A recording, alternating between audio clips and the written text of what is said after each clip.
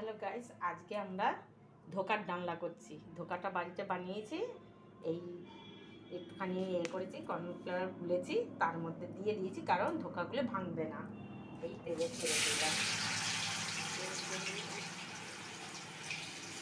হালকা করে ভেজে তুলে নেবো।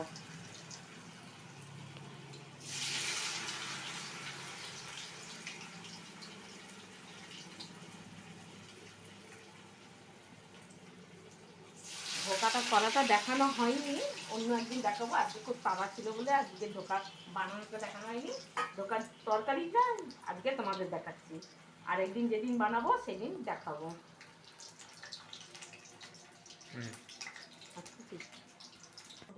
এবার একটু আলুগুলোকে ভেজে নিচ্ছি। একটু আলুগুলোকে ভেজে নেবো, আর ধোকা ভেজে রেখেছি।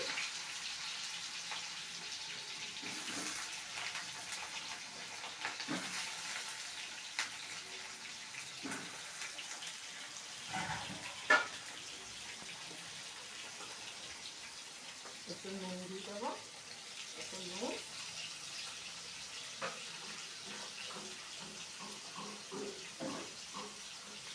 একটু হলুদ, একটু নুন আর হলুদ দিয়ে ভেজে নেবো, লাল লাল করে ভেজে নেবো।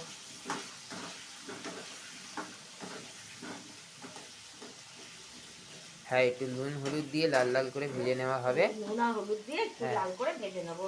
আর পনিরটা ভেজে রেখেছি, যে ধোকাটা ভেজে রেখেছি, পরে ডালনাটা করবো।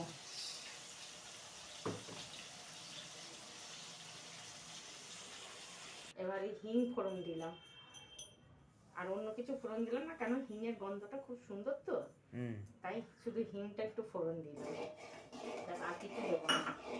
এটা ঘরোয়া রান্না।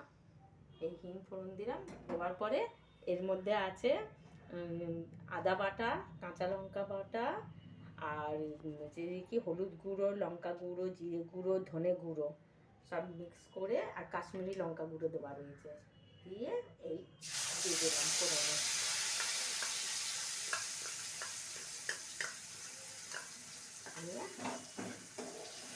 একটু জল দেবো এর মধ্যে, একটু জল গুলে দিয়ে দেবো, কারণ মশলাটা নাহলে পুড়ে যাবে। দিয়ে 2 মিনিট নাড়াবো।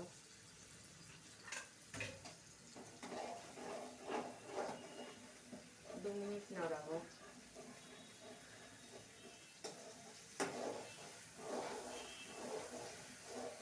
যে তেল ছেড়ে ছেড়ে আসছে, এবার দেবো টমেটোর পেস্ট।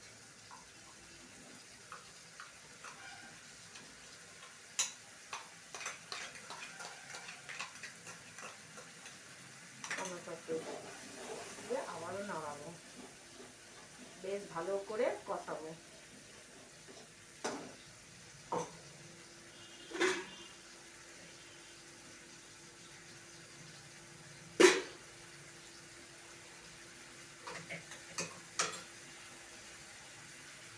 বাটি দিয়ে টমেটোর পেস্টের বাটিটা দিয়ে দেবো, দিয়ে খুব করে কষাবো, যতক্ষণ না কাঁচা গন্ধটা না যায় ততক্ষণ পর্যন্ত এটাকে ভালো করে কষাবো। তেল ছেড়ে এসছে, কিন্তু আরো কষাতে হবে। শুধু তেল ছেড়ে দিলে হবে না, কাঁচা গন্ধটা যাতে যায়।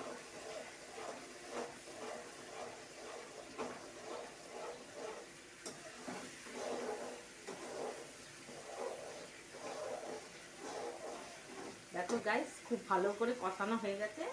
এবার এর মধ্যে দেবো এই যে ভাজা আলুটা এর মধ্যে ছেড়ে দেবো, ছেড়ে দিয়ে আবারও কষাবো, খুব ভালো করে কষাবো, তাহলে কি এর মধ্যে মশলাটা ঢুকবে। খুব ভালো করে কষাতে হবে।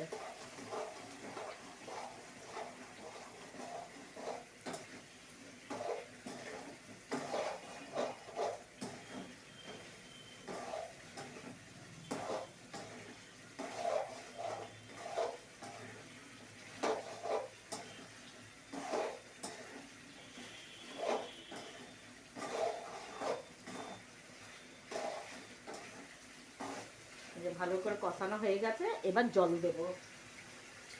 এর মধ্যে এবার পরিমাণ মতন জল দিয়ে দেবো।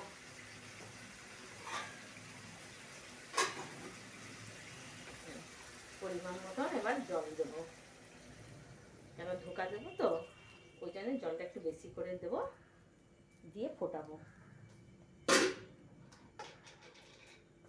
তারপরে এবার পরিমাণ মতন নুন দেবো, পরিমাণ মতন নুন দিয়ে দিলাম,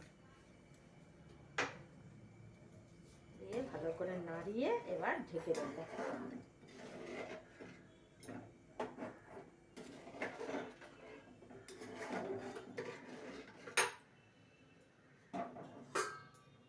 এবার ঢেকে রেখে দেবো যতক্ষণ না আলু সেদ্ধ না হয়, ততক্ষণ পর্যন্ত ফুটবে।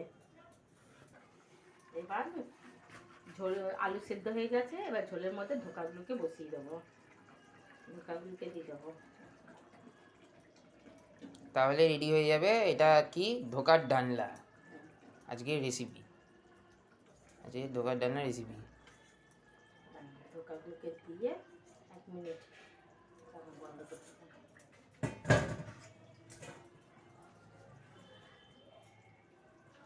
এরপর এর উপর থেকে অল্প গরম মশলা দেবো, গরম মশলা দিয়ে দেবো,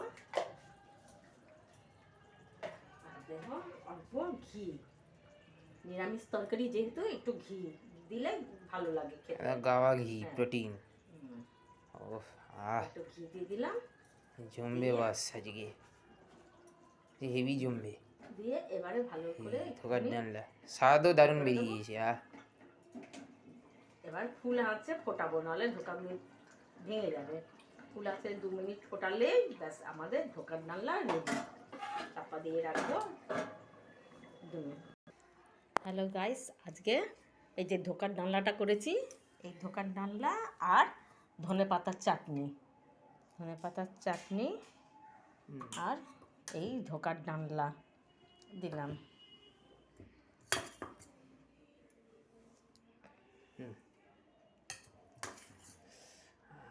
একটাও ঢোকা ভাঙিনি। এই গরম গরম দুপুরবেলা আজকে খাবার। আজকে গণেশ চতুর্থী, গণেশ চতুর্থী, হ্যাপি গণেশ চতুর্থী, হ্যাপি গণেশ পূজা। ধোকার ডালনা আর ধনেপাতা, ধনেপাতার চাটনি খেতে কেমন হয়েছে বাবা? হেভি হয়েছে। বাইরের স্বাদ হেরে যাবে, বাইরের দোকানদারের খাবার হেভি। পারলে তোমরাও গাইস এরকম বানিয়ে খেও। আর প্লিজ পারলে সকলে মিলে সাবস্ক্রাইব আর চ্যানেলটিকে সাবস্ক্রাইব আর লাইক করে দিও। Thank you.